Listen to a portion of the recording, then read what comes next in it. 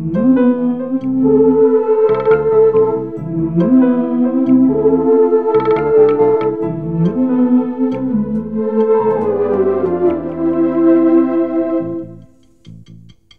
విధి విచిత్రాల నిధి, ఓ విధి విచిత్రాల నిధి, వింత కథల సారథి, ఆశ నిరాశల వారధి, నిరంకుశ నిర్ణయాల నిర్దయవానిధి, ఓ విధి విచిత్రాల నిధి, ఓ విధి విచిత్ర. ఏమిటి అంతసేపు కబుర్లు? కబుర్లా కాకరకాయలా? నువ్వు ఈడకెందుకు వచ్చావు అని మర్యాదగా అడిగాను. వినోద్ బాబుని ఎత్తుకెళ్ళడానికి వచ్చాను, మీ అమ్మగారు ఏడు చేసుకుంటారో నాను చూస్తాను అంది. దాంతో నాకు సిర్రెత్తుకొచ్చి నువ్వు అలాంటి దానివి ఇలాంటి దానివి అని బట్టల సబ్బుతో ఊతికినట్టు ఊతికి పారేశాను. మా అమ్మగారు జోలికొస్తే 3 రోజులు ఏడు నుంచి చంపించేస్తానని గట్టిగా బుద్ధొచ్చేలా వార్నింగ్ ఇచ్చి వచ్చాను. చూస్తాను తవరిని 7 శాతంలో నాను చూస్తాను. గ్రాని, ఎదురింట్లో ఎవరైనా దిగారా?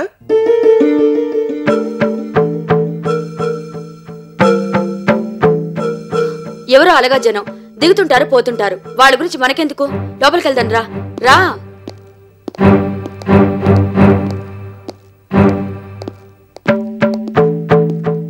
వినోద్, మనం ఆఫీస్కి వెళ్ళాలి, తొందరగా రెడీ అవ్వు. అలాగే గ్రాని.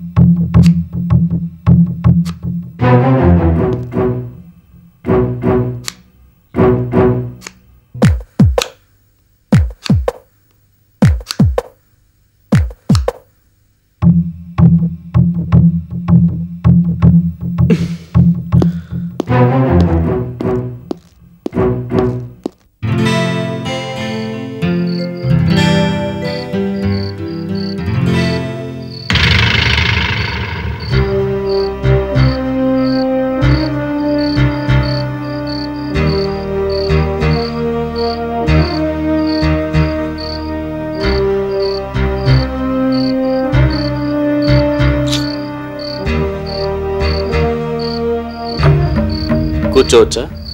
పర్మిషన్ దేనికి? నువ్వు క్లబ్ మెంబర్వే కదా, ఎక్కడైనా కూర్చోవచ్చు.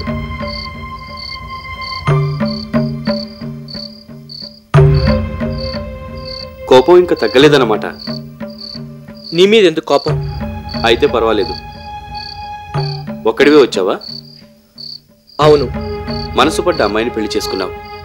హాయిగా కలిసుండక ఇలా ఒంటరిగా ఉండాల్సిన అవసరం ఏమొచ్చింది ఇప్పుడు? అడుగుతుంది నిన్నేరా, ఏం మాట్లాడవే? మనం మాట్లాడుకోవడానికి ఈ అనవసరమైన టాపిక్ తప్ప వేరే ఏమీ లేదా? నీకు అనవసరం అనిపించినా చెప్పాల్సిన బాధ్యత నాకుంది. నువ్వు ఇలా బాధపడుతుంటే చూస్తూ ఊరుకోలేను కదా. నేనేం బాధపడడం లేదు, చాలా హ్యాపీగా ఉన్నాను. నువ్వెంత హ్యాపీగా ఉన్నావో నాకు తెలుసురా. అయినా భార్యాభర్తలు అన్నాక అప్పుడప్పుడు అపార్థాలు, ఈగో ప్రాబ్లమ్స్, ఆర్థిక సమస్యలు, ఇలా ఏవో గొడవలు వస్తూనే ఉంటాయి. ఆ కోపంలో ఎన్నో అనుకుంటారు, ఒకరినొకరు తిట్టుకుంటారు. అందుకని అందరూ విడిపోతున్నారా? కోపంలో ఏదో అనుకున్నా తర్వాత కూల్గా ఆలోచించాలి. ఏవైనా అభిప్రాయ భేదాలుంటే వెంటనే క్లియర్ చేసుకోవాలి. అంతేగాని ఇలా విడిపోవడం వల్ల ఎవరికి వాళ్ళు బాధపడమే తప్ప సాధించేదేమీ లేదు.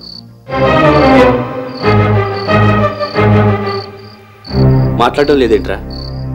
నేను అన్న దాంట్లో తప్పేమన్నా ఉందా? ఇవన్నీ ఎందుకు చెప్తున్నానో తెలుసా? మీ అమ్మ గ్రాని చేసిన తప్పే నువ్వు చేస్తున్నావు. వాళ్ళు భర్తల్ని దూరం చేసుకున్నారు, నువ్వు భార్యను దూరం చేసుకుంటున్నావు. నేను ఒక్కడనే తప్పు చేసినట్టు, విడిపోవడానికి నేనే కారణం అన్నట్టు మాట్లాడతామే? నీ మేనకోళ్ళు ఏమన్నా తక్కువ తిందా? భర్త అనే గౌరవం కూడా లేకుండా ప్రవర్తించింది. రమ్మంటే గ్రాని ఇంటికి వచ్చింది, వచ్చి సరిగా ఉండొచ్చు కదా. ఏదేదో వాగి గ్రాని మీద చేయి చేసుకోపోయింది. 10 మందిని వెనకేసుకొచ్చి పేపర్ వాళ్ళకి ఇంటర్వ్యూలు ఇచ్చి గ్రాని పరువు తీసింది. ఈ తప్పులేమో నీకు కనిపించవా? నాకు చెప్పే నీతులేవో ఆవిడ గారికి చెప్పి బుద్ధిగా కాపురం చేసుకోమని చెప్పొచ్చుగా. హాట్గా ఉన్నట్టున్నావు.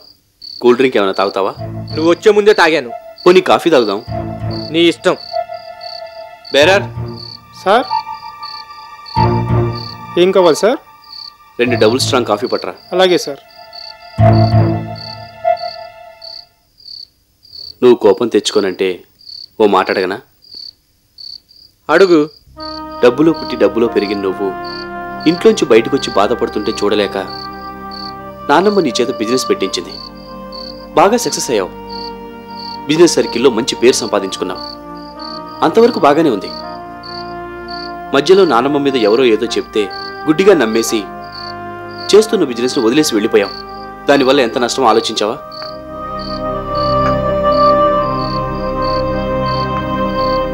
తీసుకో.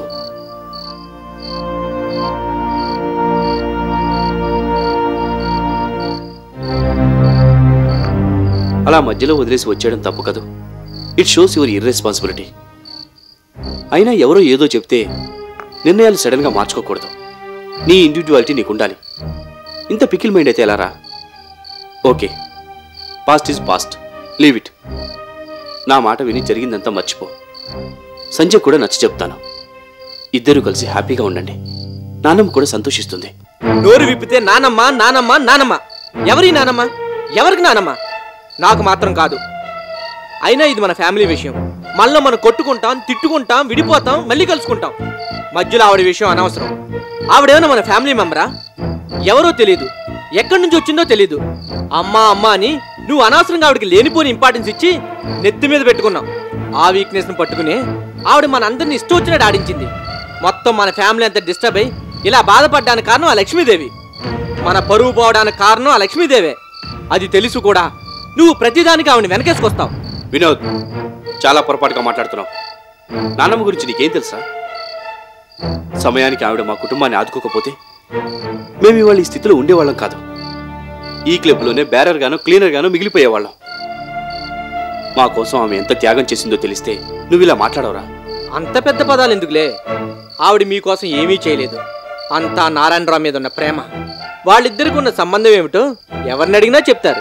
నోర్మై, పిచ్చి పిచ్చిగా మాట్లాడకు. అందరూ వాగినట్టు నువ్వు మాట్లాడతావేరా? దేవుళ్ళు దేవతలు నిజంగా ఉన్నారో లేదో తెలియదు, కానీ మన బతుకుల్ని చక్కదిద్దిన ఆవిడ మాత్రం దేవతరా. ఎక్కడో బయట నుంచి వచ్చిన దాని గురించి మధ్యలో మనం గొడవ పట్టడం బాగోలేదు. చేతనైతే ముందు ఆవిడని బయటికి పంపించాయి. అది నువ్వు చేయగలిగితే మనందరం మళ్ళీ ఒకటవుతాం, హ్యాపీగా ఉంటాం. నువ్వు చెప్పావని అమ్మని బయటికి పంపించను. అవసరమైతే ఎవరినైనా వదులుకుంటాను, కానీ మా అమ్మని మాత్రం వదులుకోను. వినోద్, క్లబ్ లో వేరే మెంబర్స్ ఎవరు దొరకలేదా? ఈ టేబుల్ దగ్గర కూర్చున్నా. లక్ష్మీదేవి గొప్పతనం గురించి చెప్పి ఇప్పటికే నీ బ్రెయిన్ సగం తినేస్తుంటాడు. ఆవిడ మీద ఆధారపడి బతకడానికి నువ్వే అనాథవు కాదు. కోట్ల ఆస్తికి వారసుడివి. నీకు ఎవరు లేకపోయినా ఈ గ్రాని ఉంది. అనవసరంగా దాని విషయాలు చెప్పి పీస్ ఆఫ్ మైండ్ లేకుండా చేయొద్దని ఈ పెద్ద మనిషికి చెప్పు. ముందు ఇక్కడి నుంచి వెళ్దాం పదా.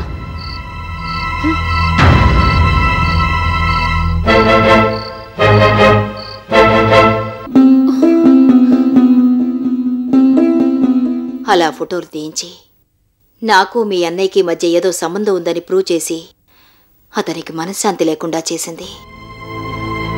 అంతవరకు ఓపికగా అన్నీ భరించిన మీ అన్నయ్యలో సహనం నశించిపోయింది. ఆమె ప్రవర్తనతో మనసు విరిగిపోయిన మీ అన్నయ్య ఇల్లు వదిలిపెట్టి అమెరికా వెళ్ళిపోయాడు. ఆ విధంగా నా మీద ఉన్న కోపంతో మూర్ఖంగా భర్తను దూరం చేసుకుంది. చాలా అన్యాయం జరిగింది లక్ష్మి గారు. భార్గవి అంటే మీ అన్నయ్యకి ప్రాణం. అలాంటి కూతురు కూడా వదిలి వెళ్ళిపోయాడంటే రోజు ఆయన ఎంతగా టార్చర్ చేసి ఉంటుందో అర్థం చేసుకోవచ్చు. అప్పుడంటే భార్గవి చిన్నపిల్ల, పెద్దయ్యాకైనా నాన్న ఏడి అని మా వదిని నిలతీలేదా? భార్గవికి చిన్నప్పటి నుంచి తండ్రి గురించి చెడుగానే నూరిపోసింది. మీ అన్నయ్య బిజినెస్ ట్రిప్ మీద ఇక్కడికి వస్తే భార్గవి ఆయన్ని కలిసింది. తండ్రి అని తెలిసి తెలియకుండానే అభిమానం పెంచుకుంది. దాంతో రోజీ వాళ్ళిద్దరినీ కలవనీయకుండా చేసింది. కూతుర్ని చూడాలని మీ అన్నయ్య ఎన్నోసార్లు వెళితే ఇంట్లో లేదనో చూడాల్సిన అవసరం లేదనో చెప్పి భార్గవి చనిపోయేంత వరకు ఆ తండ్రి కూతుర్ని దూరంగానే ఉంచింది.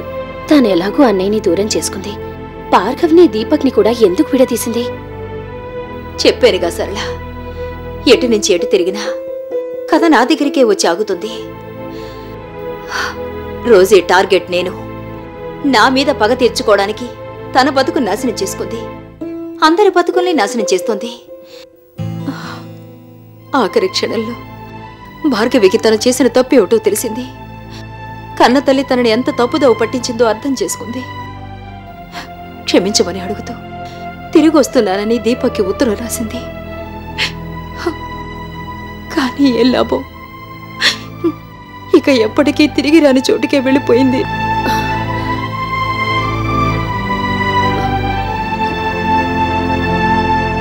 కూతురు చనిపోయినా మా వదిన్లో మార్పు రాలేదా? ఏమాత్రం లేదు. నా మనవరాలు సంధ్య ఈ రెండు కుటుంబాలని కలపాలని వినోద్ని ప్రేమించి పెళ్లి చేసుకుంది. వాళ్ళిద్దరూ కలిసి కాపురం చేస్తుంటే చూడలేక మళ్ళీ అవే ఫోటోలు వినోద్కు చూపించి నా మీద అసహ్యం పుట్టేలా చేసింది. దాంతో వినోద్ సంజను వదిలిపెట్టి మళ్ళీ మీ వదిన దగ్గరికి వెళ్ళిపోయాడు. ఇప్పుడు ఆ కాపురం ఏమవుతుందోనని భయంగా ఉంది. ఇంతమందిని ఇన్ని రకాలుగా బాధపెట్టి మా వదిన ఏం సాధించాలనుకుందో నాకు అర్థం కావటం లేదు. మా వదిన పొగరు అహంకారం గురించి మీకు తెలుసు. మీరైనా కాస్త పెద్ద మనసు చేసుకుని వెళ్ళి నచ్చ చెప్పడానికి ప్రయత్నించలేకపోయారా? కేవలం నా వల్ల అందరి బతుకులు నాశనం అవుతుంటే చూడలేక ఎన్నోసార్లు మనసు చంపుకొని వెళ్ళాను. వెళ్ళిన ప్రతిసారి చీకొట్టి పంపించింది.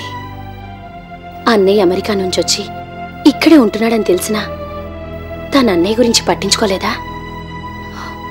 కూతురు పోయిన దుఃఖంలో ఉన్న మీ అన్నయ్య కనీసం మనవడితోనైనా కలిసుందామని ఆశపడ్డారు. వాడికి కూడా తాతయ్య మీద అసహ్యం కలిగేలా చేసింది. మీ అన్నయ్య వాళ్ల కోసం కాక కేవలం నా కోసం ఇండియాకి తిరిగొచ్చారని మీ వదిన అభిప్రాయం. ఇక ఆవిడికి ఎవరు నచ్చ చెబుతారు చెప్పు? మీరు చెప్పిందంతా వింటుంటే అన్నయ్య అనవసరంగా ఇండియాకొచ్చాడనిపిస్తోంది. ఏదేవైనా నేనోసారి వెళ్ళి వదిన్ని కలిస్తే మంచిదేమో. తప్పకుండా వెళ్ళు సరళ. నీ మాటలతోనైనా రోజీలో మార్పు వస్తుందేమో చూద్దాం. మనవణ్ణి మాత్రం తెచ్చేసుకున్నారు. మరి కోడల పిల్లని పూర్తిగా వదిలేసినట్టేనా పరమేశ్వరా? ఆ జంట విడిపోయినట్టేనా?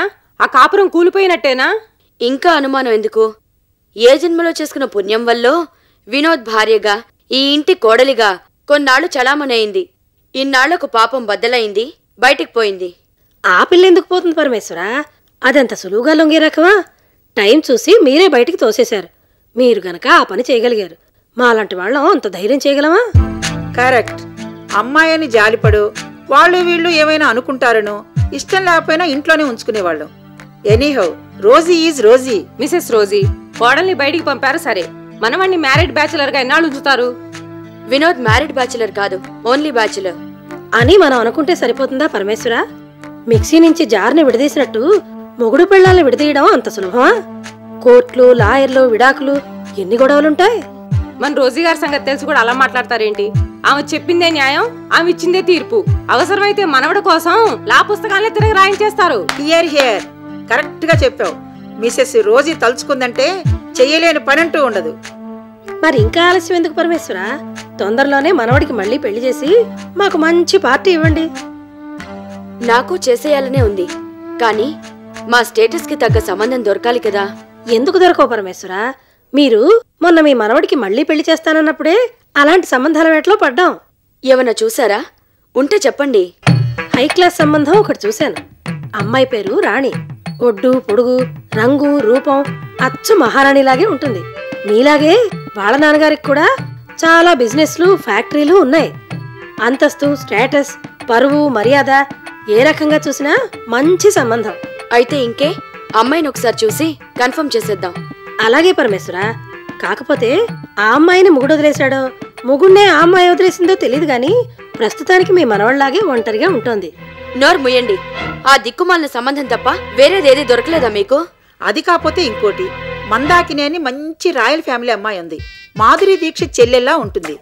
అన్ని విధాలా మీ స్టేటస్ సరిపోతుంది. అసలు మీరు ఆలోచించాల్సిన అవసరమే లేదు. మరి ఇంకే పిలిపించండి, మాట్లాడదాం. అలాగే. కాకపోతే అమ్మాయికి 3 పిల్లలు. మరి మొగుడు పోయాడు, పారిపోయాడు. అదేం పెద్ద ప్రాబ్లం కాదనుకోండి. పిల్లలతో ఆడుకుంటుంటే మీకు కాలక్షేపంగా ఉంటుంది. ఏ వేళాకోళంగా ఉందా మీకు? ఇలాంటి పనికి మాలిన సంబంధాలు తేవడానికి మీకెంత ధైర్యం? అదే మాట పరమేశ్వర. దొరికినవి తెచ్చాం. మీకు ఈ పిల్లలు నచ్చలేదంటే చెప్పండి, వేరే టైప్లో ఎవరినన్నా చూద్దాం. చూసినవి చాలు. రోజీ అంటే ఏమనుకుంటున్నారు మీరు? చేత కాకపోతే చేత కాదని చెప్పండి, అంతేగాని ఇలాంటి సెకండ్ హ్యాండ్ సంబంధాలు తేకండి. సెకండ్ హ్యాండ్ వాళ్ళకి సెకండ్ హ్యాండ్ సంబంధాలే వస్తాయి పరమేశ్వర. కరెక్ట్. మీ మనవడు ఫ్రెష్ హ్యాండ్ ఫస్ట్ హ్యాండ్ కాదుగా. గంతకి తగ్గ బొంతని పెళ్ళాన్ని వదిలేసిన వాడికి మొగుడు వదిలేసిన సంబంధాలే వస్తాయి. లేవండి, ముందెక్కడి నుంచి లేవండి. ఉన్నమాట అంటే ఉలికెందుకు పరమేశ్వర? మీ మనవడు సెకండ్ హ్యాండ్ కాదా? మళ్ళీ ఆ మాట అంటే షూట్ చేసి పారేస్తాను. I say get out. పోతాం. కంఠసాక్ష వచ్చేలా మీ భయం చేసినా ఒక్క పెగ్గు విస్కీ ఇచ్చిన పాపాను పోలేదు. ఇంకెందుకు ఇక్కడ? పోతాం. వేరే దిక్కులేక ఇక్కడికి రాలేదు. మమ్మల్ని కావాలనుకునే వాళ్ళు ఉన్నారు, అక్కడికే పోతాం. రండి.